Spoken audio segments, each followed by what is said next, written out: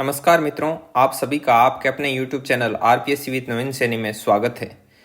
तो आपको मालूम है कि हम पढ़ रहे थे सेकंड ग्रेड का फर्स्ट पेपर जीके वाला, और उसमें हमने पढ़े थे चौहान ऑफ अजमेर। इनको हमने कंप्लीट कर लिया था। अब हमको पढ़ना है रिलेशन विथ दिल्ली सल्तनत, मेवाड़, रणथंभौर एंड जालोर। मतलब दिल्ली सल्तनत के साथ संबंध पढ़ने हैं। किस किस के? मेवाड़, रणथंभौर और जालोर के। ठीक है, तो अब इनको हम एक बार नोट्स पर ना ही पढ़ के और एक पेज लेते हैं और उस पेज पर हम इनको समझेंगे अच्छे से। ठीक है, तो एक पेज चूज करते हैं अपन। ये ले लिया नया पेज। एक रफ मैप बना लेते हैं राजस्थान का। ये मैप बन गया अपना। ये लो, ये रेडी। यहाँ पर है दिल्ली, मान लो ये दिल्ली सल्तनत काल। अब देखो, दिल्ली सल्तनत काल का टाइमिंग पीरियड क्या था वो हमको सबसे पहले समझना जरूरी है कि भाई दिल्ली सल्तनत काल का टाइमिंग पीरियड क्या है। तो दिल्ली सल्तनत काल का टाइमिंग पीरियड है 1206 से लेके 1526 ईस्वी तक। ठीक है, अब आपको मालूम है ये 1206 से ही क्यों है।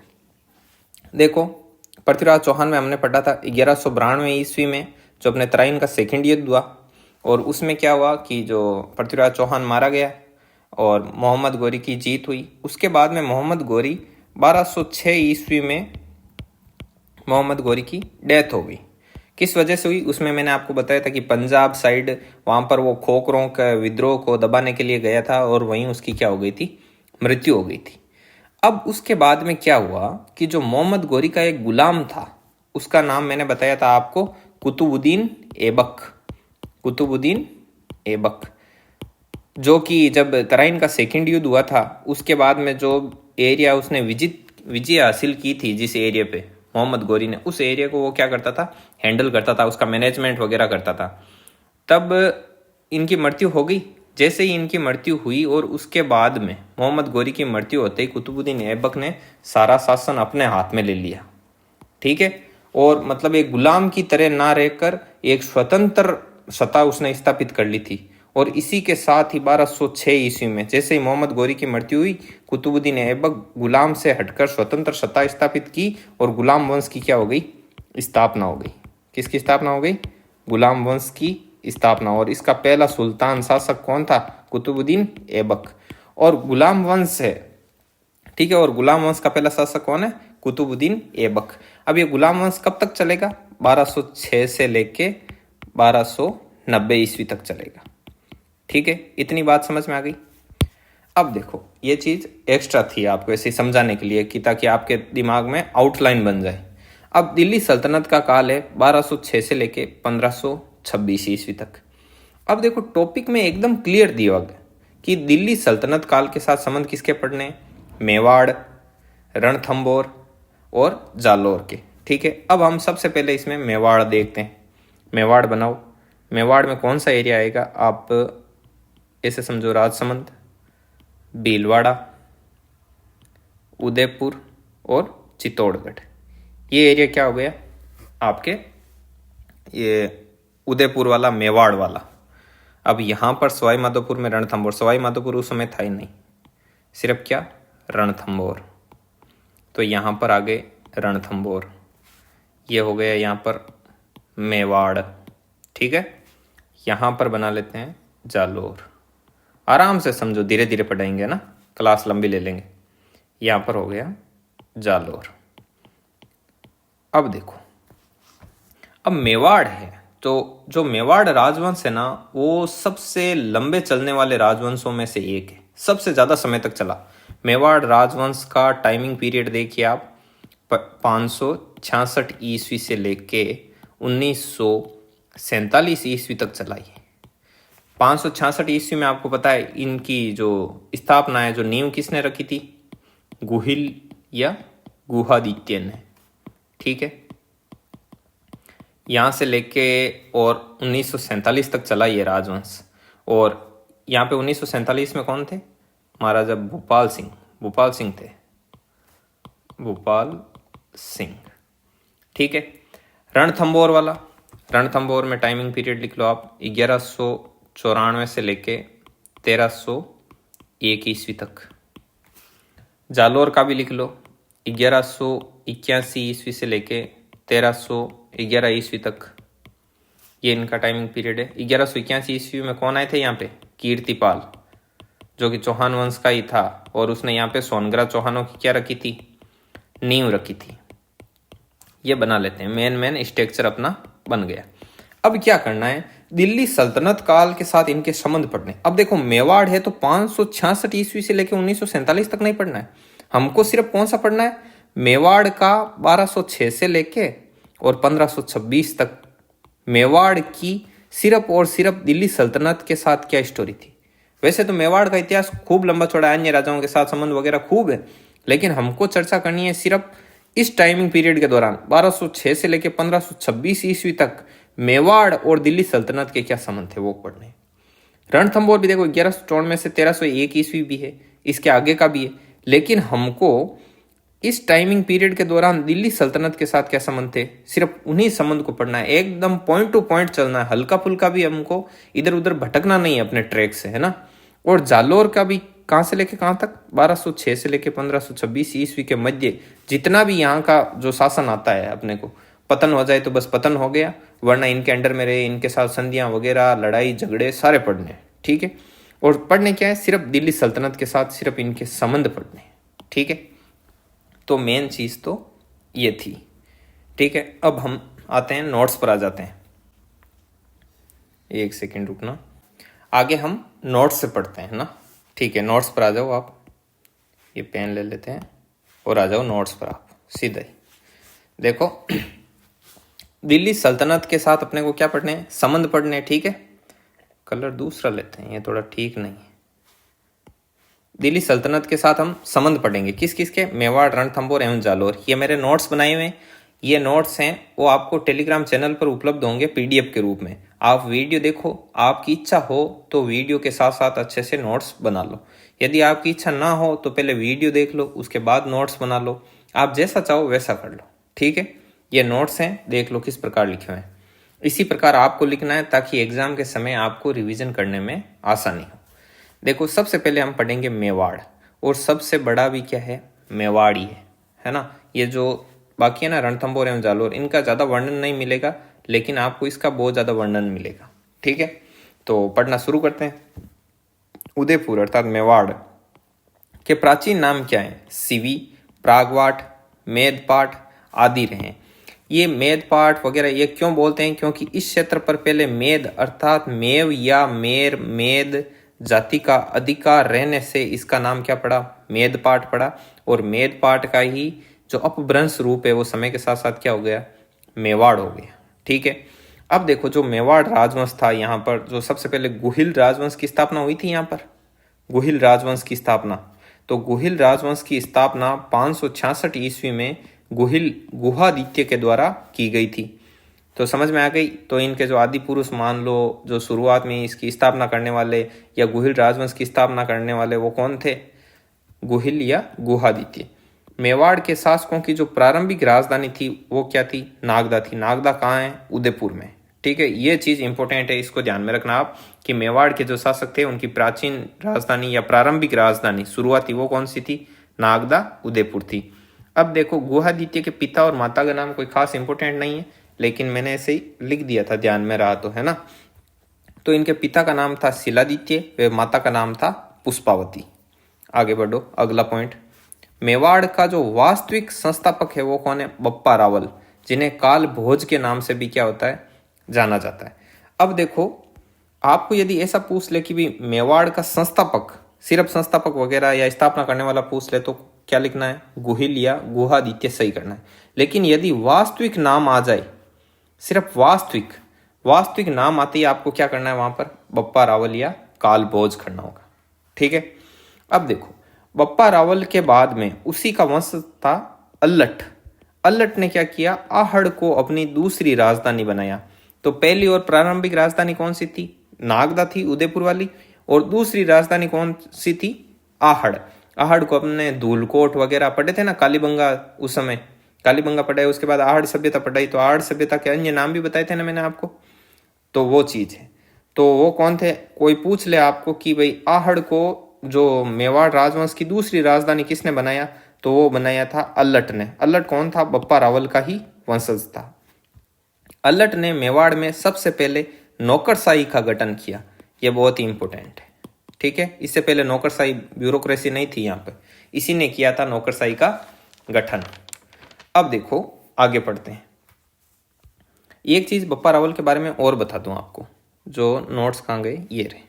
अब देखो यहाँ पर शुरुआत में जो ये जाति थी, गुजरात साइड से आए थे ये, जैसे गुहिल वगैरह, ये गुहादित्य थे ना, इन्होंने यहाँ पे आके यहाँ पे स्थापना कर दी इसकी, मेवाड़ राजवंश की। और प्रारंभिक राजधानी यहीं पर, यू लिखा हुआ था ना उदयपुर, यहीं पर नागदा को अपनी क्या बना लिया, राजधानी बना लिया, नागदा उदयपुर। और इस तरफ जो ये चित्तौड़गढ़ था आपके, यहाँ पर चित्तौड़गढ़ में जो दुर्ग वगैरह बनाए हुए हैं, वो वहाँ पर चित्रांगद मौर्य ने, आता है ना आपको, मालूम होगा, पढ़ा होगा थोड़ा बहुत तो स्ट्रीम, तो उन्होंने ये यहाँ पे दुर्ग वगैरह बना लिया और वो लोग यहाँ पर क्या करते थे, शासन करते थे।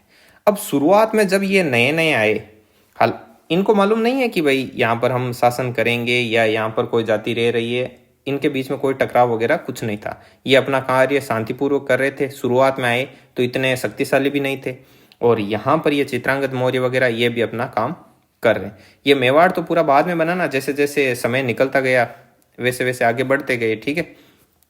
अब हुआ क्या, बताते हैं कि जो बप्पा रावल थे आपके, जो काल भोज बप्पा रावल, तो उन्होंने यहाँ पर एक ऋषि थे जो एकलिंग जी के मुख्य पुजारी थे, हारित ऋषि।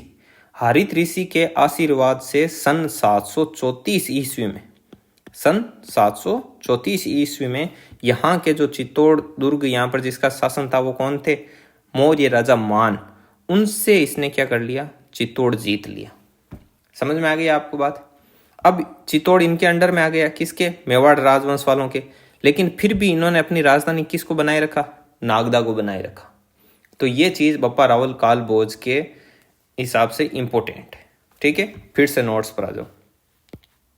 अब देखो ये बप्पा रावल आने के बाद में 734 ईस्वी के बाद में इन्हीं के अंडर में चित्तौड़गढ़ दुर्ग वगैरह सब कुछ, लेकिन फिर भी ये अपनी राजधानी किसको नहीं बनाएंगे, चित्तौड़गढ़ को। अभी तक इनकी राजधानी कौन सी है, यहाँ तक आए हैं तो अल्लट आ गया, तो अल्लट ने कौन सी बना दी, जो आहड़ है उसको द्वितीय राजधानी बना दिया, ठीक है। अब हुआ क्या, मेवाड़ में दिल्ली सल्तनत काल के समय का पहला शासक कौन था, तो वो कौन था, जैत्र सिंह। अब देखो वैसे मेवाड़ का इतिहास लंबा चौड़ा, हम शुरू से हमने स्टार्ट किया, उसके बाद में राजा वगैरह आते जाएंगे, शक्ति सिंह वगैरह खूब आएंगे बीच बीच में, लेकिन हमें उनको नहीं पढ़ना है। क्यों, क्योंकि ये यहाँ पे नोट्स में देखो, हमें सिर्फ दिल्ली सल्तनत काल के साथ संबंध पढ़ने हैं। तो हमने मेवाड़ का शुरुआती थोड़ा बहुत बैकग्राउंड समझ लिया कि भाई मेवाड़ का भूभाग ये है, शुरुआत में स्थापना इसने की, शुरुआती राजधानी कौन सी थी, स्थापना करने वाले कौन थे, जो थे उनके माता पिता का क्या नाम था, जिसने भी स्थापना की गुहिल गुहादित्य ने, उनके माता पिता का नाम वगैरह। मतलब हमने शुरुआती इंट्रो इसका बहुत अच्छी तरीके से कर लिया। दिल्ली सल्तनत काल क्या है उसको भी हमने समझ लिया कि भाई ये दिल्ली है, ये सल्तनत काल ऐसे ऐसे आया है, हमको मेवाड़, रणथंभौर और जालौर पढ़ने, ये चीज़ हमारे दिमाग में आउटलाइन बन गई। अब हमें मेवाड़ के सारे शासक नहीं पढ़ने, अब हमें सीधा ही आना है कहाँ पर, मेवाड़ में 1206 में, समझ गए। अब मेवाड़ में आगे बढ़ो आगे बढ़ो 566 से, और सीधा ही बीच वाले कुछ मत पढ़ो, सीधा ही आ जाओ आप 1206 पर, क्योंकि यहीं से हमको क्या करनी है, शुरुआत करनी है। और वही चीज़ की हमने यहाँ पर, ये देखो सीधा ही कहाँ गए, जैत्र सिंह के समय। जैत्र सिंह का जो शासन काल है, अब देखो 15वीं शताब्दी से पहले के जो शासक राजा वगैरह हैं उनके बारे में कोई एक्चुअल डेट सन वगैरह इतना एक्चुअल नहीं मिलता है ना, तो लगभग रहता है। अब देखो ये ऑथेंटिक है, इसमें आपको डरने वाली ज़रूरत नहीं है, लेकिन फिर भी अलग अलग बुक में अलग अलग लिखा हुआ मिल सकता है। ये इसका क्या था, टाइमिंग पीरियड था। अब एक चीज़ मैं आपको और बता दूं, थोड़ा दिल्ली वाला क्लियर कर दूं कि दिल्ली वाला किस समय कौन था। 1192 के बाद में जैसे ही मोहम्मद गोरी यहाँ पर जीता द्वितीय युद्ध में, अब के तराइन के द्वितीय युद्ध में कौन जीता, मोहम्मद गोरी। सारा कार्यभार किसको दे दिया, कुतुबुद्दीन ऐबक को। लेकिन कुतुबुद्दीन ऐबक अभी भी क्या है, गुलाम है, ठीक है। और ये सारा कुछ हैंडल कर रहा है इधर दिल्ली वगैरह सारा, ठीक है। अब चूंकि जैसे ही 6 ईस्वी में मोहम्मद गौरी की होती है डेथ कहाँ पर होती है आपको पता है, पंजाब में खोखरों के जो विद्रोह को दबाते हुए डेथ हो गई। जैसे ही डेथ हुई कुतुबुद्दीन ऐबक स्वतंत्र शासन करने लगे, अपना स्वतंत्र सत्ता स्थापित कर ली 1206 में। किसने? कुतुबुद्दीन ऐबक ने। और गुलाम वंश की दिल्ली में क्या कर दी? स्थापना। दिल्ली में राज किसका हो गया? गुलाम वंश वालों का। और ये गुलाम वंश का पहला क्या बन गया? शासक बन गया। अब देखो ये थोड़े ही दिन जिएगा, ज्यादा नहीं जिएगा, ठीक है। ये 4 साल गद्दी पर रहा और 1210 ईस्वी में किसकी मृत्यु हो गई? कुतुबुद्दीन ऐबक की खुद की मृत्यु हो गई। इसके बाद में कुतुबुद्दीन ऐबक के बाद में दिल्ली का शासक बना आपके इल्तुतमिश। कौन बना? इल्तुतमिश बना। अब देखो इल्तुतमिश की क्या स्टोरी है। इल्तुतमिश है वो, उसके बेटे वगैरह थे, वो सारे ही उसको पहले ही मालूम चल गए। ये थोड़ा दूरदर्शी था कि भाई होशियार तो था ही, इंटेलिजेंट था, तो इसको समझ में आ गया कि अपने एक भी बेटा लायक नहीं है जो आगे हम अपना उत्तराधिकारी बने और दिल्ली का जो शासन है वो हैंडल कर सके। और इसको सिर्फ और सिर्फ उसकी एक पुत्री थी जिसका नाम था रजिया। बाद में हम इसको रजिया सुल्तान के नाम से भी पढ़ेंगे। रजिया थी, ये इसको उत्तराधिकारी के रूप में लायक लगी। लेकिन अब देखो आज के समय में भी इतना मतलब पूर्व सत्तावादी अपना जो सामाजिक ढांचा है, तो उस समय कौन रजिया को सुल्तान बनने देगा, ठीक है। इसको लेके विद्रोह भी हुए खूब सारे, लेकिन फिर भी रजिया जैसे तैसे करके इसकी जनता में अच्छी पकड़ वगैरह, शासन की जो समझ है उसकी बदौलत ये रजिया है वो दिल्ली की गद्दी पर बैठ गई। और जो इल्तुतमिश था उसने भी अपने जीते जी इसको क्या कर दिया? दिल्ली की गद्दी पर बैठा दिया, ठीक है। अब देखो ये कितने दिन जिएगा, कितने साल जिएगा? ये कुतुबुद्दीन ऐबक के बाद में इल्तुतमिश 1210 ईस्वी में जैसे ही कुतुबुद्दीन ऐबक की डेथ होती है इल्तुतमिश बन जाता है। और इसकी जो डेथ होती है वो होती है 1236 ईस्वी में। कब होती है? 1236 ईस्वी में जो इल्तुतमिश की डेथ हो जाती है। और उसके बाद में जो रजिया सुल्तान है वो बन जाती है, वहाँ की जो शासक है, मेन बागडोर है, अपने हाथ में ले लेती है। अब रजिया भी ज़्यादा दिन नहीं जीती है। देखो यहाँ पे बताता हूँ, थोड़ा यहाँ लिख दूँ साइड में। अब रजिया सुल्तान क्या होती है, जैसे अपने ये राजस्थान का मैप है, इधर हरियाणा साइड एक कैथल नाम की जगह है, उस ओर इसका जाना होता है और वहाँ पर कोई डाकुओं का आक्रमण होता है। और रजिया सुल्तान की डेथ भी कब हो जाती है? 1240 ईस्वी में, ठीक है। अब उसके बाद में कौन कौन से शासक आएंगे, जैसे जैसे ये समय आगे बढ़ता जाएगा ना। अब देखो इस समय के दौरान कौन कौन आ गए 1213 ईस्वी में। तो सबसे पहले देखो 1210 ईस्वी के बाद में कौन हैंडल कर रहा है? इल्तुतमिश। तो इस जैतर सिंह की सीधी सीधी टक्कर किससे होगी? इल्तुतमिश से होगी, क्योंकि 1210 के बाद में दिल्ली का जो सुल्तान है वो कौन है? इल्तुतमिश से। और ये भी देखो 1213 से इसने हैंडल किया है, तो इसके समय सीधी इसकी टक्कर किसके होगी? इल्तुतमिश से। तो अब हम जैतर सिंह और इल्तुतमिश ऐसा हम आगे आगे पढ़ते जाएंगे, ठीक है। अब जैसे ही इल्तुतमिश की डेथ हो जाती है, आपको पता है 1236 ईस्वी में, तो रजिया सुल्तान के साथ इसके क्या टर्म्स रहते हैं। अब 1240 में रजिया सुल्तान की भी डेथ हो गई, तो उसके बाद में जो आते हैं नसीरुद्दीन वगैरह, तो उनके साथ इसके क्या टर्म्स रहते हैं। ऐसे आगे आगे मैं आपको बताता जाऊंगा कि भाई रजिया सुल्तान के आगे और कौन कौन थे, ठीक है। आप इसको एक बार पढ़ते जाओ मेरे साथ साथ, और उसके बाद में जैसे ही ये क्लास खत्म हो 1 मिनट एक बार वीडियो को फिर से देखना, ठीक है, और अच्छे से समझ में आ जाएगा। चलो अब देखो पढ़ना शुरू करते हैं जैतर सिंह के बारे में। अब देखो जैतर सिंह के बारे में हल्की फुल्की मैं आउटलाइन बना देता हूँ आपके दिमाग में। आपको पता है, आपने पृथ्वीराज चौहान अपने वीडियो देखे होंगे आपने, कितने वीर प्रतापी शासक थे। अब जैसे ही पृथ्वीराज चौहान की डेथ हुई, उसके बाद में जो पृथ्वीराज चौहान की डेथ के बाद में जो खाली जगह बची ना, खाली जगह मतलब उसके जाने से जो राजपूताने में एक मतलब रिक्त स्थान बन गया कि मैं उसके जैसा कोई वीर प्रतापी शासक उसके बाद में नहीं था, ठीक है। उतना वीर नहीं था, कितना? पृथ्वीराज चौहान की टक्कर का। तो उसके बाद में जब जैतर सिंह आया, तब जैतर सिंह के बारे में बताते हैं कि यह भी पृथ्वीराज की तरह ही बहुत ही महत्वाकांक्षी शासक था, साम्राज्यवादी, आगे से आगे अपने साम्राज्य को फैला रहा था। तब कहीं ना कहीं जाके इतिहासकार को इसमें पृथ्वीराज चौहान की छवि दिखाई देती है कि वाकई में ये क्या है, एक पृथ्वीराज चौहान की जगहों को भर सकता है। उसकी जो कमी है, जो राजपूताने में उसके चले जाने के बाद, पृथ्वीराज चौहान के चले जाने के बाद में जो रिक्त स्थान आया है, उसको कौन भर सकता है? जैतर सिंह भर सकता है। यह भी उतना वीर योद्धा और साहसी था। तो इसके बारे में दशरथ शर्मा ने क्या कहा, इसकी वीरता को लेकर इन्होंने एक चीज कही। दशरथ शर्मा एक प्रसिद्ध इतिहासकार थे। उन्होंने अपनी पुस्तक राजस्थान थ्रू द एजेस, ये फेमस पुस्तक है, इनकी पुस्तक का नाम ध्यान में रखना। इसमें इन्होंने जेतर सिंह के समय को मध्यकालीन मेवाड़ का स्वर्ण युग का, अब देखो 1213 से 53, ये आपको पता है इतिहास में पढ़ते हैं, जैसे प्राचीन काल, आधुनिक काल, मध्यकालीन होता है ना, तो ये मध्यकालीन इतिहास होता है, तो ये मध्यकाल का ही समय। तो इसने क्या कहा जेतर सिंह के समय को लेकर, मध्यकालीन मेवाड़ का स्वर्ण युग कहा जेतर सिंह के समय को, साथ ही नव शक्ति का संचारक भी कहा इसको। ठीक है, इसकी इन विशेषताओं को देखते हुए कि ये वीर योद्धा महत्वाकांक्षी है ना, इन सब चीजों को देखते हुए ये बात किसने बोली थी, दशरथ शर्मा ने बोली थी। उसके बाद में देखो और एक दो युद्ध हुए थे, छोटे मोटे युद्ध होते रहते थे साथ साथ, ये मैंने लिख लिया। हमको पढ़ना तो था दिल्ली सल्तनत के साथ संबंध, हम पढ़ रहे हैं जेतर सिंह के दिल्ली सल्तनत के साथ क्या, लेकिन ये भी बीच में इंपॉर्टेंट है जो इसकी वीरता वगैरह को बताएंगे। देखो 1242-43 ईस्वी में जेतर सिंह की गुजरात के शासक त्रिभुवनपाल के साथ क्या हुआ था, युद्ध हुआ था, जिसमें वीर धवल, ये एक बघेल शासक था, बघेल शासक के मंत्रियों वास्तुपाल और तेजपाल ने संधि करवाने की कोशिश की, लेकिन जेतर सिंह ने इनकार कर दिया। अब देखो इतना शक्तिशाली हो चुका था, इनके बीच में युद्ध हो गया, तो वीर ध्वल आया कि भाई आप त्रिभुवनपाल के साथ लड़ रहे हो, तो इसके जो मंत्री आए वीर ध्वल के दोनों, कि आप लड़ क्यों रहे हो, आपकी कोई शर्तें वगैरह है तो वो हमें बता दो, हम आप दोनों के बीच में क्या कर देते हैं, संधि कर देते हैं। चूंकि ये शक्तिशाली था, इसको संधि की जरूरत ही नहीं, इसने संधि से इनकार कर दिया कि संधि क्यों करूं, हिम्मत है तो आप लड़ाई कर लो, ये तो है नहीं कि मैं भाई इसे पैर पीछे हटा रहा हूं युद्ध से, इतना शक्तिशाली था। ठीक है, नेक्स्ट पॉइंट। अब देखो एक युद्ध होता है किसके बीच में, अब मैंने आपको बता दिया कि 1210 से लेके 1236 ईस्वी तक, लगभग 1236 ईस्वी में डेथ हो गई थी इल्तुतमिश की, तो इल्तुतमिश का शासन चल रहा है। इसने हालांकि अपने जीते जी रजिया सुल्तान को भी दिया था शासन भार वगैरह, है ना, तो उस समय विद्रोह भी चल रहे थे इसके, ये इसका घर परिवार का अपना मामला था। लेकिन 1210 से 1236 ईस्वी तक जो भी टक्कर होगी मेवाड़ के साथ, वो सीधी किससे होगी, जेतर सिंह से होगी, क्योंकि इस समय यहाँ का शासक कौन है, जेतर सिंह है। तो इनके बीच में क्या हुई थी, युद्ध हुआ था, लड़ाई हुई थी।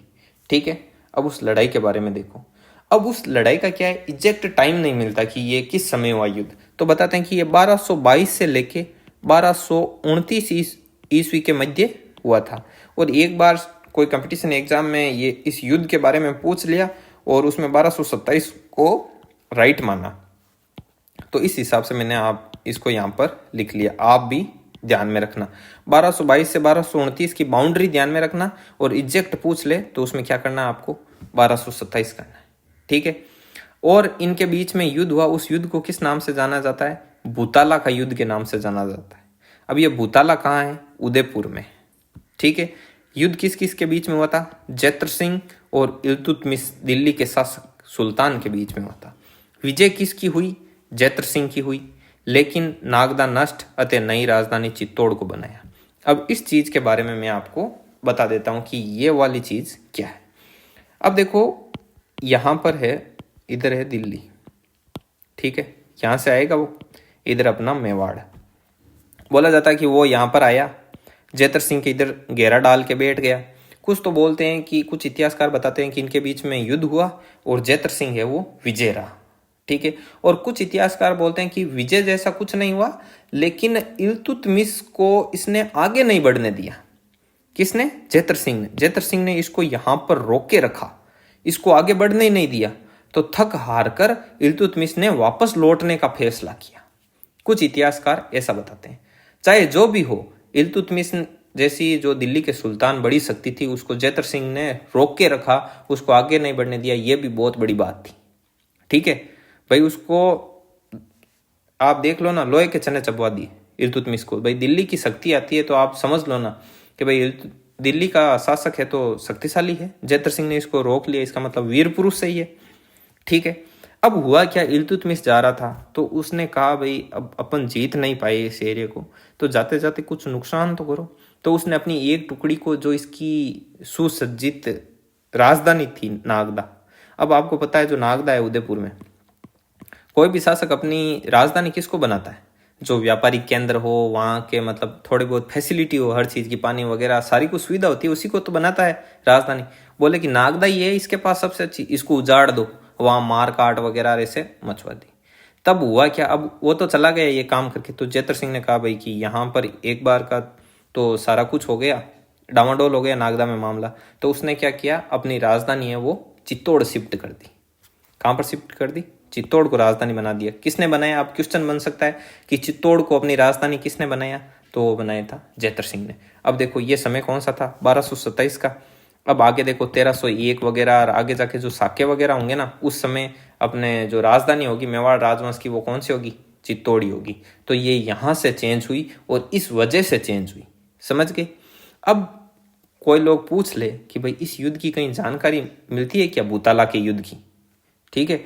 तो इस युद्ध की जानकारी मिलती है जयसिंह सूरी के हमीर मद मर्दन ग्रंथ से प्राप्त होती है। इस ग्रंथ में इस युद्ध की जानकारी मिलती है, ठीक है। यह ग्रंथ किसने लिखा, जयसिंह सूरी ने लिखा, हमीर मद मर्दन ग्रंथ लिखा। अब हमीर मद मर्दन इसका मतलब क्या है, हमीर। अब देखो हमीर कौन है, ये रणथंबोर वाला अमीर नहीं है।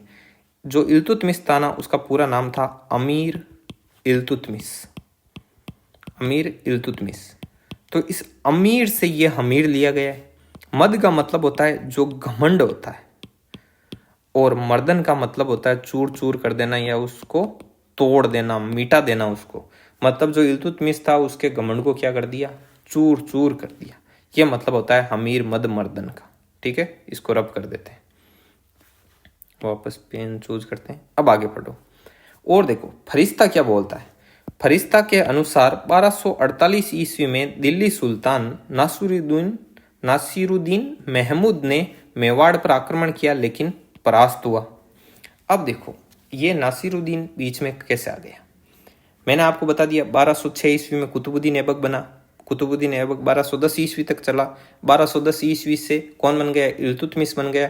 और अपने जीवन के अंतिम पड़ाव के समय में जब 1236 ईस्वी में इल्तुतमिश की डेथ हुई, तब तक उसने अपने जीते जी रजिया सुल्तान को क्या बना दिया, शासक बनाया वहाँ का, ठीक है। अब रजिया सुल्तान है वो 3-4 साल तक रही। 1240 ईस्वी में हरियाणा के कैथल नाम का जो जगह है वहाँ पर डाकुओं के आक्रमण में उसकी क्या हो गई थी, मृत्यु हो गई थी। किसकी, रजिया सुल्तान की। तो रजिया सुल्तान के बाद में जो दिल्ली का जो शासक बना वो कौन था, नासिरुद्दीन महमूद। नासिरुद्दीन महमूद ये कोई ज़्यादा चालबाज वगैरह उस टाइप का शासक नहीं था, ठीक है, एकदम नॉर्मल था। फिर भी बताते हैं कि इसने भी क्या किया था, मेवाड़ पर आक्रमण किया। इसने भी कहाँ पर किया, मेवाड़ पर आक्रमण किया। क्योंकि अब भी 1248 ईस्वी हो गई तो क्या हुआ, समय तो किसका चल रहा है, जैतर सिंह का, क्योंकि ये 1253 ईस्वी तक है। तो इस समय भी आक्रमण किया लेकिन फिर भी ये क्या हुआ था, परास्त हुआ था। ये भी वहां पर विजय हासिल नहीं कर सका। अब इतनी जो जैतर सिंह की गाथा है, उस गाथा को सुनने के बाद या पढ़ने के बाद जो गौरी शंकर ओझा है, यह भी क्या है, इतिहासकार है। इसने जैतर सिंह को क्या कहा, रण रसिक कहा। क्या कहा, रण रसिक कहा। यह चीज इंपॉर्टेंट है। ये देखो ये हो गए यहाँ पर जैतर सिंह कंप्लीट। अब देखो जैतर सिंह की मृत्यु हो जाएगी 1253 ईस्वी में, ठीक है। उसके बाद में शासक बनेगा रावल तेज सिंह। अब रावल तेज सिंह का कुछ इतिहासकार जो शासनकाल का जो समय है वो बताते हैं 1253 ईस्वी से लेकर 1273 ईस्वी तक, और कुछ बताते हैं 1252 से लेकर 1267 तक, ठीक है। तो चलो इसको देखते हैं। अब रावल तेज सिंह की जो रानी थी उसका नाम था जैतल देवी। अगला पॉइंट, इसके समय अब दिल्ली का सुल्तान कौन रहेगा, नासिरुद्दीन महमूद। क्यों, क्योंकि इसका जो टाइमिंग पीरियड है वो मैं आपको बताता हूँ। देखो अब हुआ क्या था, 1240 ईस्वी में जैसे ही डेथ हुई रजिया सुल्तान की, उसके बाद में उसके जो भाई वगैरह थे उन्होंने 1-1, 2-2 साल, 3-3 साल शासन किया। और उसके बाद में 1246 ईस्वी से लेके, है ना, 1246 ईस्वी में जो दिल्ली का सुल्तान कौन बन गया, नासिरुद्दीन महमूद। और इसका टाइमिंग पीरियड है 1246 ईस्वी से लेकर के आपके 1253 ईस्वी तक। नहीं 1253 नहीं, 1246 ईस्वी से लेके 1266 ईस्वी तक, 20 साल किया। इसको रब करते हैं एक बार। अब देखो सॉरी 1246 ईस्वी में ये बन गया और 1266 ईस्वी तक रहा, ठीक है। ये इसका टाइमिंग पीरियड है, समझ गए। 1240 से के बाद 1246 तक बीच में जो 6 साल का गैप है उसमें रजिया सुल्तान के जो भाई वगैरह है वो एक एक दो दो साल शासन किया, वो उठाव पटक चल रहा था, विद्रोह चल रहा था उनमें, और बाद में फाइनली 1246 ईस्वी में ये शासक बन गया नासिरुद्दीन महमूद, और 1266 ईस्वी तक मतलब 20 साल इसने राज किया। अब देखो 1246 ईस्वी में बना, इस वजह से ये देखो जैतर सिंह के समय भी था, क्योंकि ये 1253 तक था ना जैतर सिंह, इसलिए तो इसके शासनकाल में भी ये रहेगा। और इसकी मृत्यु के बाद में जब रावल तेज सिंह शासन करेगा तब भी ये यहाँ पर शासक रहेगा 1266 ईस्वी तक। ठीक है, अब हम पढ़ते हैं। नासिरुद्दीन था महमूद, वो बहुत ही मतलब कि सरल स्वभाव का था, ज़्यादा कोई क्रूर वगैरह नहीं था। बोलते हैं कि जो इसका एक प्रधानमंत्री था, प्रधानमंत्री का नाम था बलबन, इसका क्या नाम था, बलबन नाम था। ये जैसा कहता था वैसा ही ये करता था, है ना, ज़्यादा अपना खुद का दिमाग यूज में नहीं लेता था। और नासिरुद्दीन महमूद है, इसका एक भाई था, उसका नाम ध्यान में रखना, जलालुद्दीन, जलालुद्दीन। ठीक है, अब देखो हुआ क्या था। दिल्ली के सुल्तान नासिरुद्दीन महमूद के प्रधानमंत्री बलबन का चित्तौड़ पर आक्रमण लेकिन सफल नहीं हुआ। अब देखो इसने आक्रमण क्यों किया, इसकी एक वजह होती है, हर आक्रमण के पीछे वजह होती है कि ये आक्रमण किस वजह से हो रहा है। इसको रब कर देते हैं, वापस लेते हैं पेन। देखो कि एक बार बताते हैं कि एक यहाँ पर एक इसका कोई प्रिय व्यक्ति था, नासिरुद्दीन महमूद का कोई प्रिय व्यक्ति था, उसने इसको भड़का दिया नासिरुद्दीन महमूद को कि भाई ये प्रधानमंत्री है जो आपका, ये बलबन, कौन है, बलबन है, ये शासन में कुछ गड़बड़ियां कर रहा है, पूरा ईमानदारी से कार्य नहीं कर रहा है। तो नासिरुद्दीन महमूद ने इसको, बलबन को यहाँ से निकाल दिया।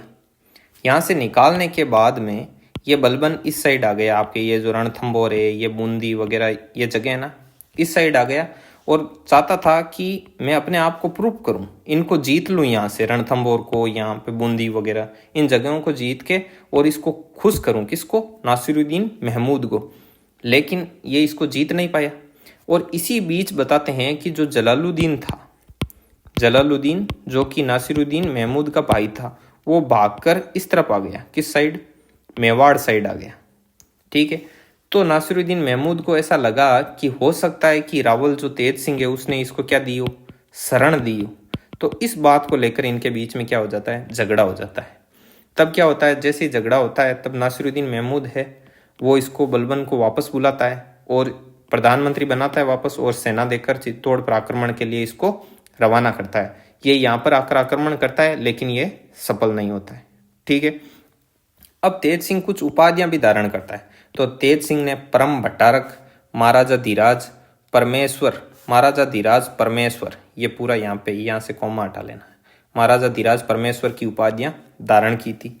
ठीक है, उसके बाद में रावल तेज सिंह ने क्या किया अपनी लाइफ में, तो रावल तेज सिंह ने इस साइड, अपने चालुक्य शासक रहते हैं गुजरात साइड, ये आपको मालूम हो गया होगा, काफ़ी दिनों से मैप वगैरह बना रहे हैं, बार बार गुजरात साइड में चालुक्य शासक लिख रहे हैं। ठीक है, तो अब आपको याद हो जाना चाहिए। तो चालुक्य शासक था बिसल देव, यहाँ पे कौन था शासक, बिसल देव नाम था उसका, वो भी लिख देते हैं, बिसल देव। अब ये बिसल देव बहुत ही शक्तिशाली शासक था उस समय का। ठीक है, उसके और रावल तेज सिंह के बीच में एक बार क्या हुई थी, लड़ाई हुई थी, किसी बात को लेकर हो गई लड़ाई। अब जब लड़ाई हुई तो बोलते हैं कि ये बिसल देव है, वो चालुक्य शासक बिसल देव, वो रावल तेज सिंह को पराजित नहीं कर पाया, उसको यहाँ से कुछ हासिल नहीं हुआ। हालांकि बिसल देव को कुछ नुकसान तो नहीं हुआ, लेकिन एक दब्बा लग गया कि भाई इतना शक्तिशाली शासक होकर रावल तेज सिंह को हरा नहीं पाया। और रावल तेज सिंह के भी फायदा हुआ, उसकी जो शौर्य था उसके, और उसकी जो प्रशंसा वगैरह ज़्यादा होने लगी उसके एरिया में, कि भाई जो बिसल देव जैसे शासक को इसने जीतने नहीं दिया, है ना, उसकी हार हो गई, वो यहाँ से कुछ हासिल करके नहीं ले गया।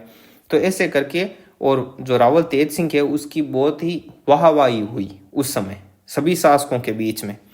तो इसको हराने के बाद, बिसल देव को हराने के बाद रावल तेज सिंह ने एक उपाधि धारण की थी, वो बहुत ही इंपॉर्टेंट है।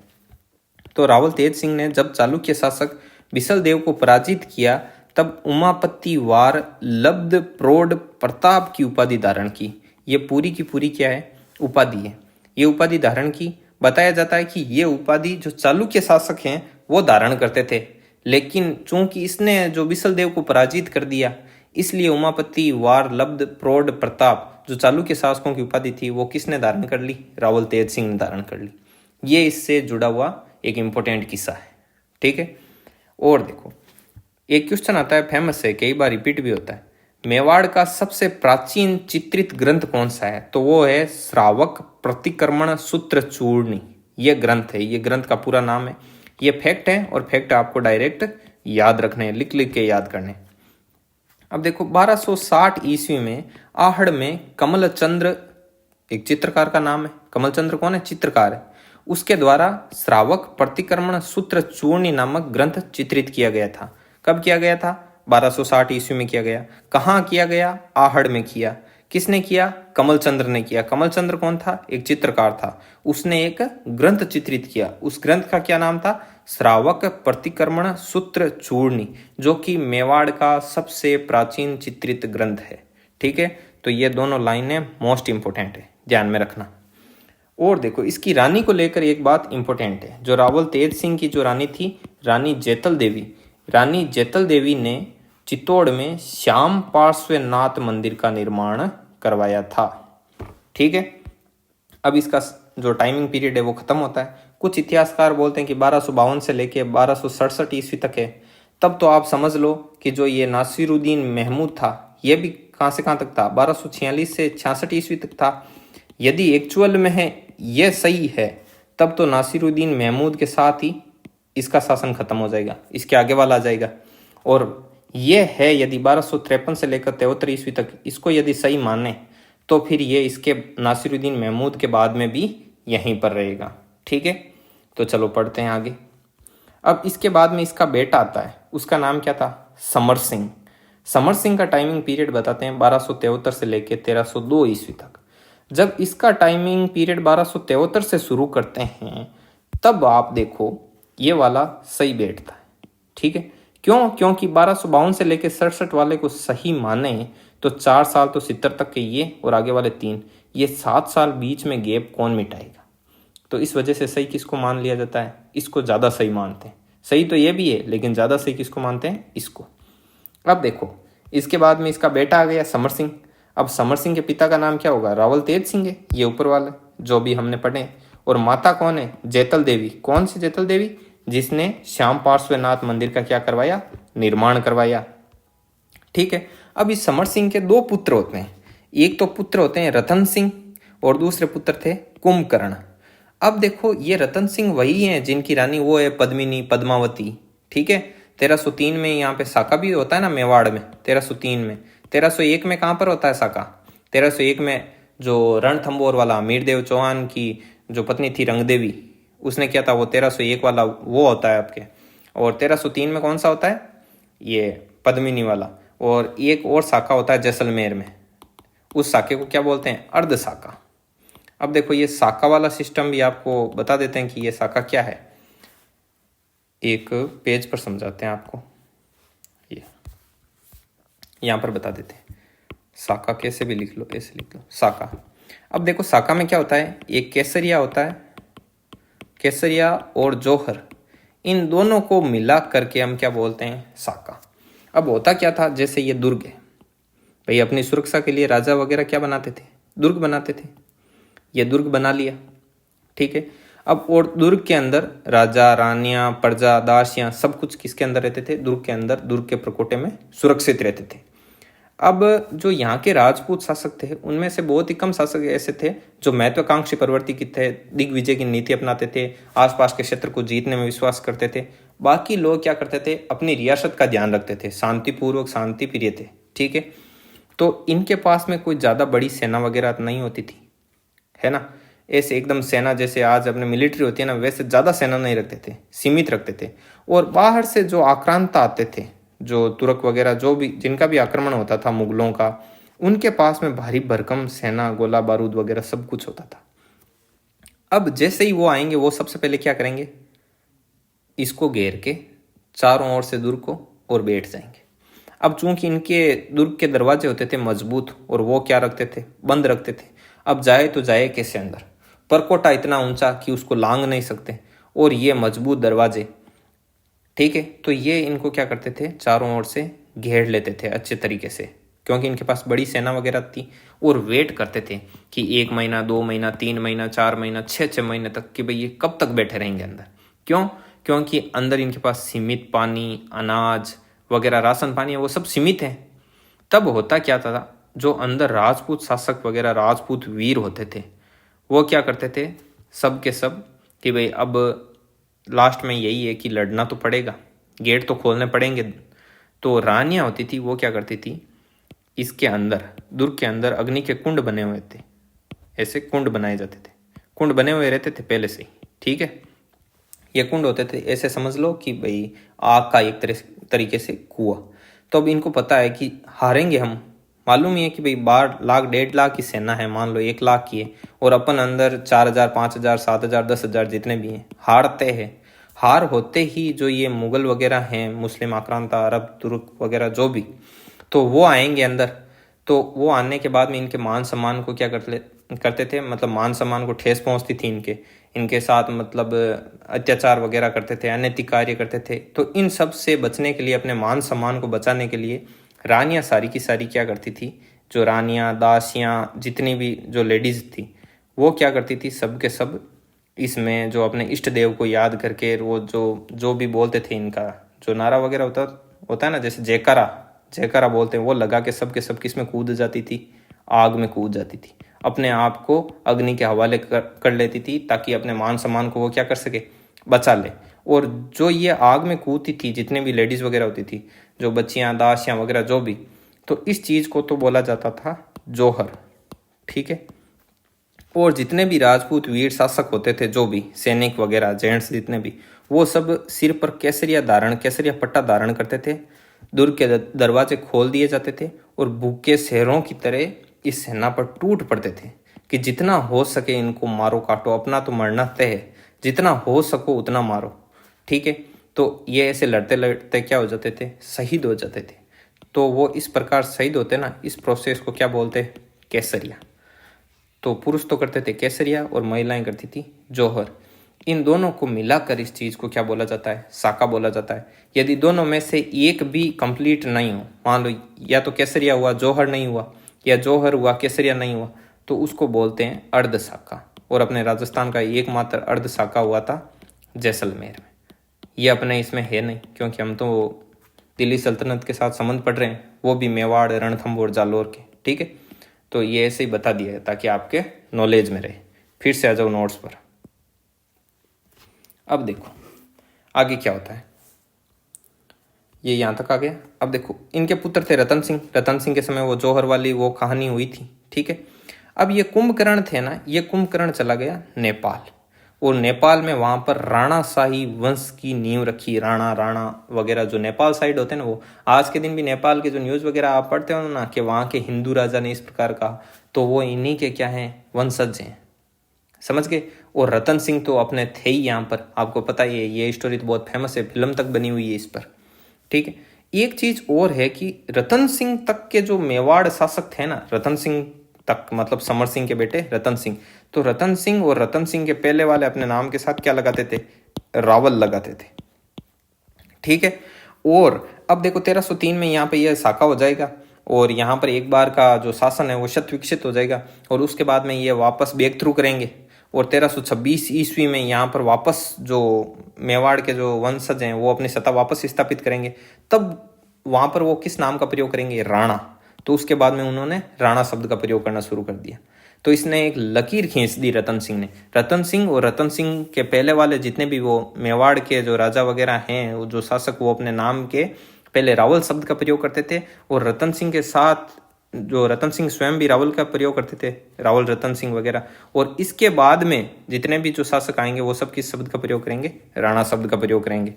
ठीक है, ये चीज मैंने यहाँ पे लिखी है, इंपॉर्टेंट है ये।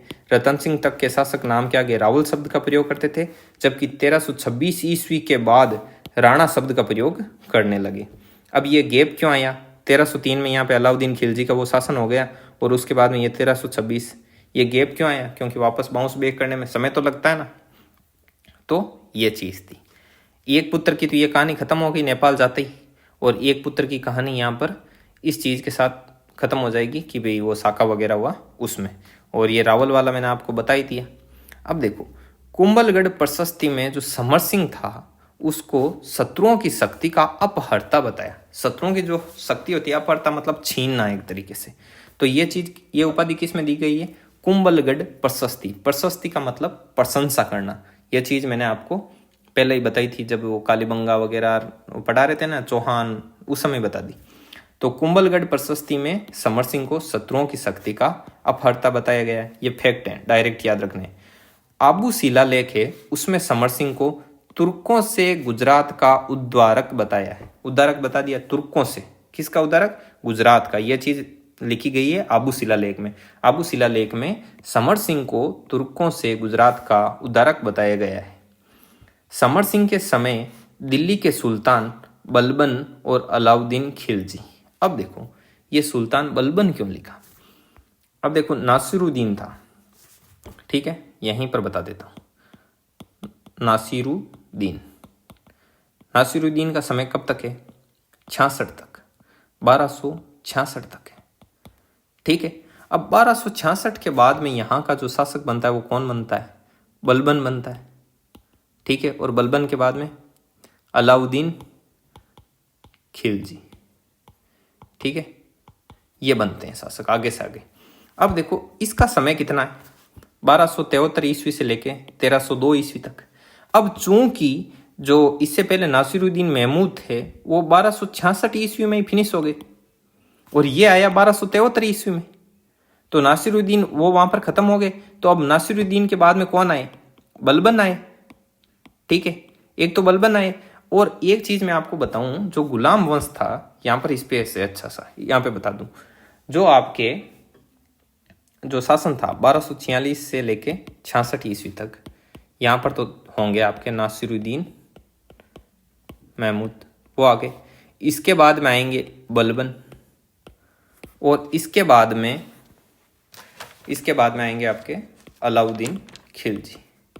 अब हुआ क्या था कि जो गुलाम वंश था, गुलाम वंश चला था आपके 1206 ईस्वी में शुरू हुआ, जैसे ही मोहम्मद गोरी की मृत्यु हुई, और 1290 ईस्वी तक चला, ठीक है। 1290 ईस्वी में जो खिलजी वंश की स्थापना हो गई। गुलाम वंश के बाद में कौन सा वंश आया? खिलजी वंश आया। अब देखो खिलजी वंश की थोड़ी सी स्टोरी बता दूं मैं आपको। खिलजी वंश की जो स्थापना थी वो 1290 ईस्वी में किसने की थी? 1290 ईस्वी में जो अलाउद्दीन खिलजी है ना, उनके चाचा थे, वो उनके चाचा भी थे और उनके ससुर भी थे। उनका नाम था जलालुद्दीन खिलजी। उन्होंने खिलजी वंश की स्थापना की थी 1290 ईस्वी में। और 1296 ईस्वी में क्या हुआ? 1290 ईस्वी में कर दी जलालुद्दीन खिलजी ने, जो कि अलाउद्दीन खिलजी के क्या थे? चाचा और ससुर दोनों ही थे, मतलब मैट्रिमोनियल वैवाहिक संबंध भी थे। और 1296 ईस्वी में अलाउद्दीन खिलजी ने अपने चाचा या जो ससुर थे उनकी क्या कर दी? हत्या कर दी, और खुद वहां का क्या बन गया? शासक बन गया। आ गई बात समझ में? इस प्रकार खिलजी वंश की स्थापना हुई, गुलाम वंश का पतन हुआ। ये स्टोरी है। ये जो मैं स्टोरी यहाँ पे एक्स्ट्रा लिख रहा हूँ ना, ये अलग से आपको 2 पेज में लिख के मैं दे दूंगा और इसी PDF के साथ में अटैच कर दूंगा, ठीक है। तो अभी मैं वीडियो में भी दिखा दूंगा वो पेज अटैच किए हुए, और ये पूरी की पूरी जो PDF है वो मैं टेलीग्राम चैनल पर भी डाल दूंगा। वहां से अच्छे से नोट्स बना लेना। आप वीडियो को 2 बार देखना, बढ़िया तरीके से समझ में आ जाएगा।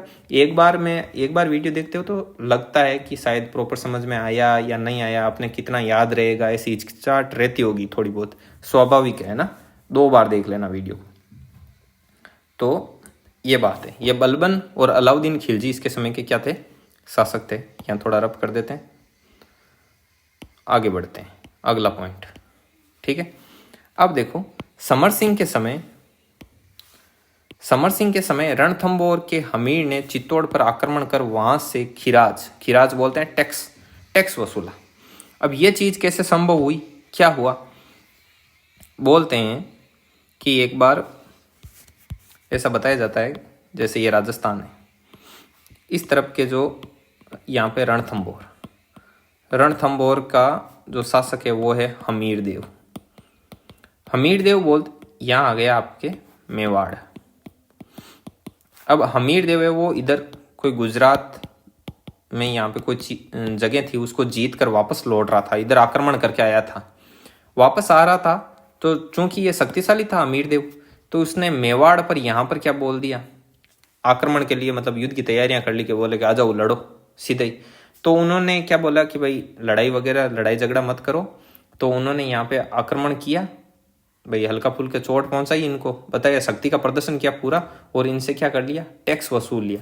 और हमीर देव चौहान को इन्होंने टैक्स दे भी दिया। क्यों? क्योंकि ये इतने शक्तिशाली नहीं थे कि हमीर देव चौहान की क्या कर सके, मुकाबला कर सके, उससे टक्कर ले सके। ये स्टोरी थी। ठीक है। तो समर सिंह के समय ही रणथंभौर के अमीर ने चित्तौड़ पर आक्रमण कर वहां से क्या वसूला था, टैक्स वसूला था। गुजरात आक्रमण के लिए जाते समय अलाउद्दीन की सेना से कर वसूला, ये चीज यहाँ पे मिलती है। अब देखो हुआ क्या था, बोलते हैं कि अलाउद्दीन खिलजी की सेना एक बार दिल्ली से रवाना हुई, इस साइड जा रही है। अब सेना ये तो है नहीं कि फाइटर प्लेन लेके जाएगी उस समय, ठीक है। तो वो उनको गुजरने के लिए यहाँ से रास्ता चाहिए था, किसको, अलाउद्दीन खिलजी की सेना को। और सेना को हैंडल कौन करता है, सेनापति। सेनापति था, इसका नाम उल्लुक खां। ठीक है। इस उल्लुक खां को क्या चाहिए थी, क्या चाहिए था, रास्ता चाहिए था। तो पहले तो एक बार का समर सिंह ने मना कर दिया। फिर समर सिंह ने सोचा कि भाई अलाउद्दीन खिलजी है, आपको पता है बहुत क्रूर शासक था, बहुत शक्तिशाली था। तो बोले कि इससे हम दुश्मनी मोल क्यों ले, ये अपने जगह से गुजर रहा है। हालांकि जब सेना गुजरती थी तो नुकसान भी होता था, क्योंकि खेतों की फसलें वगैरह, मतलब पूरा इतना रास्ता तो होता नहीं था कि पूरी सेना की सेना ही गुजर जाए। तो मतलब जनता वगैरह को परेशानी होती थी। तब उसने बीच का रास्ता निकाला। उसने कहा कि ऐसा करते हैं, इनसे थोड़ा बहुत टैक्स ले लेते हैं और इनको निकलने भी देते हैं, तो हम खुद भी इनके आक्रमण को झेलने से बच जाएंगे। कि भाई एक बार तो नहीं निकलने दिया तो कोई बात नहीं, साइड से निकल जाएंगे, और वापस आते समय हम पर दावा बोल दिया तो इसलिए इसने टैक्स वसूल कर और उनको जाने दिया। तो गुजरात आक्रमण के लिए जाते समय अलाउद्दीन की सेना से कर वसूला था, किस लिए, रास्ता देने की अवज में। और इस चीज की पुष्टि होती है रतन प्रभ सूरी, ये लेखक हैं, रतन प्रभ सूरी का ग्रंथ था तीर्थकल्प में। यहां पर इस चीज की क्या होती है, पुष्टि होती है। और देखो एक चिरवा अभिलेख है, चिरवा अभिलेख, ये नाम ध्यान में रखना। चिरवा अभिलेख में समर सिंह को क्या कहा गया है, सिंह से सूर। सिंह मतलब शेर, सह मतलब समान, और सूर का मतलब वीर, मतलब शेर के समान वीर। ये उपाधि समर सिंह को किस में दी गई है, चिरवा अभिलेख में दी गई है। ठीक है। अब आते हैं विद्वान। इसके दरबार में विद्वान कौन थे समर सिंह के, तो रत्न प्रभ सूरी और पार्श्वचंद्र, ये दोनों क्या थे, जैन विद्वान थे। जैन विद्वान कौन कौन थे, रत्न प्रभ सूरी और पार्श्वचंद्र, जो कि इसके दरबार में थे। और एक सेकंड जूम हो गया, भावशंकर, वेद शर्मा और शुभचंद्र, ये तीनों के तीनों क्या थे, हिंदू विद्वान थे, जो कि इनके दरबार में थे। और इसके दरबार में शिल्पी कौन कौन थे, तो शिल्पी थे पदम सिंह, केल सिंह, केलण और क्रम सिंह, ये शिल्पी थे। तो इनके नाम वगैरह थोड़े थोड़े ध्यान में रखना, क्या पता कभी पूछ ले कि पदम सिंह, केल सिंह, केलण, क्रम सिंह आदि शिल्पी किस राजा के दरबार की शोभा बढ़ाते थे, है ना, क्वेश्चन कैसे भी बना सकता है। और नेक्स्ट, अमित सिंह सूरी से प्रभावित होकर जीव हिंसा बंद करवा दी थी, किसने, समर सिंह ने। अब देखो ये सूरी है ना, ये सूरी सारे क्या है, जैन है। ठीक है। तो ये जैन था अमित सिंह सूरी, इससे प्रभावित हुआ, और प्रभावित होकर, क्योंकि जो जैन वगैरह होते हैं वो अहिंसा में विश्वास करते हैं, तो उससे प्रभावित होकर समर सिंह ने जीव हिंसा क्या करवा दी थी, बंद करवा दी थी। तो आज के वीडियो में इतना ही है। ये इंपॉर्टेंट चीज़ें जो फैक्ट वगैरह हैं वो सारे के सारे आपको क्या करना है, अच्छे से नोट बनाने, उनके नोट्स बनाने, अच्छे से उनको नोट करना, अपनी नोटबुक में अच्छी लाना नोटबुक। ठीक है। इसमें से रिमूव कुछ भी मत करना, ऐड करो तो आपकी इच्छा है, वरना यही सफिशिएंट है। इनका बार बार दोहरान करना, अच्छे से नोट्स बनाना, नोट्स बनाने के बाद जो वीडियो की स्पीड है वो 1.5 गुना करके, और एक बार वीडियो को फिर से देखना। ठीक है। तो आज के वीडियो में इतना ही है, अगला है वो आपको नेक्स्ट वीडियो में मिलेगा। और जो मैंने फैक्ट बीच बीच में बताए हैं, तो मैंने कहा ना मैं 2 पेज ऐड कर दूंगा, तो वो मैंने ऐड किए हैं। देखो ये ऐसे मैंने आपको समझाया था मैप बना के, ये दिल्ली सल्तनत 1206 से 1526 ईस्वी, ये टाइमिंग, ये रणथंभौर का टाइमिंग, ये मेवाड़ का टाइमिंग, जालोर का कीर्तिपाल सोनगरा, गुहिल गुहादित्य भूपाल सिंह, अलाउद्दीन खिलजी का टाइमिंग पीरियड ये है 1296 से 1316। खिलजी वंश की स्थापना जलालुद्दीन ने जो ये हत्या की थी वो। गुलाम वंश का टाइमिंग पीरियड, साका किसे कहते हैं, अर्ध साका कहाँ पर हुआ, राजपूताने का पहला साका रणथंभौर में अमीरदेव चौहान के समय, दूसरा मेवाड़ में बप्पा रावल कालभोज का टाइमिंग पीरियड हरित ऋषि के आशीर्वाद से 734 में। मेवाड़ का वास्तविक संस्थापक जो अलट ने आहड़ को अपनी दूसरी राजधानी बनाया। उदयपुर के महाराणा क्या कहलाते हैं? हिंदुआ सूरज कहलाते हैं। देखो ये इंपॉर्टेंट, ये मैंने अलग से ऐड किया है, ये भी आप नोट करना। उदयपुर के जो महाराणा हैं वो क्या कहलाते हैं? हिंदुआ सूरज कहलाते हैं। ये बहुत इंपॉर्टेंट है भाई, इसको ध्यान में रखना आप, ठीक है। सॉरी, उदयपुर के महाराणा हिंदुआ सूरज कहलाते हैं। और उदयपुर राज्य के राज्य चिन्ह में अंकित शब्द हैं जो दृढ़ राखे धर्म को तिहि राखे करतार। तो देखो ये अपने धर्म वगैरह पे ये कितने मतलब स्वाभिमान को लेकर, अपने धर्म को लेकर कितने, ये समझ सकते हो कि आप कितने कठोर थे इस चीज को लेकर के, है ना। तो ये चीज मोहम्मद गोरी की मृत्यु के 1206 में हुई। उसके बाद कुतुबुद्दीन ऐबक आया, उसके बाद में इल्तुतमिश बना। इल्तुतमिश की डेथ कब हुई थी? 1236 ईस्वी में। ये अलग से ऐड कर लेना, ठीक है। उसके बाद में देखो ये भूताला का युद्ध वगैरह, ये नागदा उदयपुर से 12 मील दूर है, ये तो मैंने आपको वहाँ पे लिखा दिया। 1240 ईस्वी में रजिया सुल्तान की मृत्यु हुई थी। कहाँ पर हुई थी? हरियाणा में कैथल नाम की जगह है। किस नाम की जगह है? कैथल नाम की जगह है, वहाँ पे हुई थी। किस वजह से हुई थी? डाकुओं के आक्रमण के कारण। नासिरुद्दीन महमूद का ये टाइमिंग पीरियड। प्रधानमंत्री बलबन भाई जलालुद्दीन जैतर सिंह की मृत्यु 1253 ईस्वी में, ठीक है। तो ये 2 पेज तो हैं एक्स्ट्रा एड के। वीडियो को रोक के अच्छे से लिख लेना ना, वरना PDF है। और टेलीग्राम का जो लिंक होता है वो आपको कमेंट बॉक्स में मिल जाएगा पिन किया हुआ, वहाँ से टेलीग्राम चैनल पर जाना, वहाँ से PDF ले लेना, ठीक है। और वीडियो को रोक के लिखो तो यहाँ से लिख लेना, प्रिंट आउट निकलवा सकते हो, सारी सुविधा है। और ये तो थे एक्स्ट्रा ऐड किए हुए, और यहाँ तक थी आज की अपनी क्लास, ठीक है। इसके आगे का आगे के वीडियो में पढ़ेंगे। वीडियो को देखने के लिए आपको धन्यवाद।